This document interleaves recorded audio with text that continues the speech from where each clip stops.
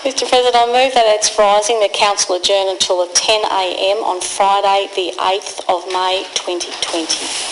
Question is that motion be agreed to. The Honourable Member for Murchison. Right, here's my chance to talk on this one.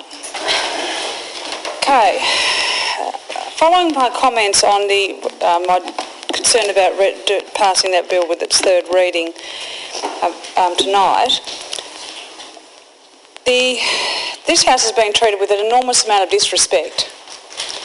The governments past and present are slow learners with regard to how the Legislative Council works and the amount of effort we put in this place in doing our job.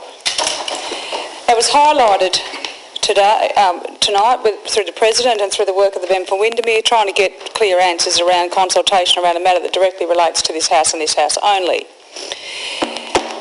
So, again, we have now seen a motion from the Leader that shows absolute disrespect for this place. Did you, Mr President, know that this was going to be the case? And when did you know? If I could just ask that, because it's important to what I say next. I was trying to help. Yeah. I'm really sorry. I thought I was trying to help. No. At the same time as okay. All other members.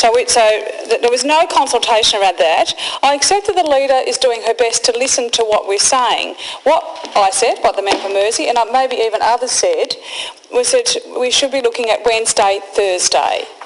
Now, I'm going to move an amendment to the Leader's motion to return on Thursday.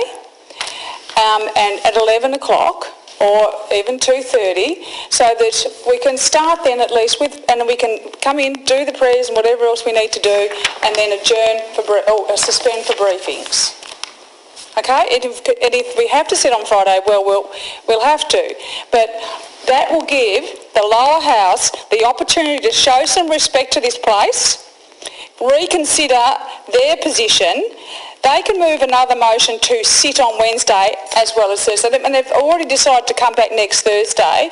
Unless there's some constitutional barrier to this, why can't they move to come back on Wednesday, which is the day before, not the day after, the day they've already set? They're here, they're sitting, they haven't finished, and if they can sit on Wednesday, then we can be here Thursday. So I'd suggest my amendment will be that we sit at 11 on the Thursday. We can be here at 11 and we can have briefings and we can prepare for the bill that is obviously complex and give us a decent amount of time with staff around and advisors around that might be able to assist us in not having to ram something through this place so fast that we risk making mistakes. And sitting to what hour is it? Nearly 1 o'clock in the morning.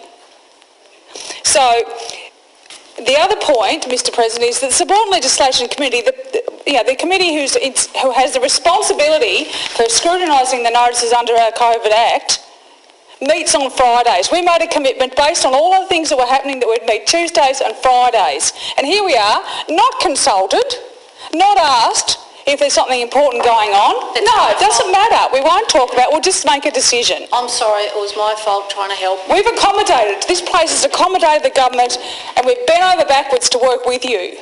And this is what you do. This is what you do. It is not okay. And I urge all members to support my amendment to this motion of the Leaders to come back at 11 o'clock next Thursday, make most of the time, and hope like hell that the government get this measured and come back Wednesday next week and do their work.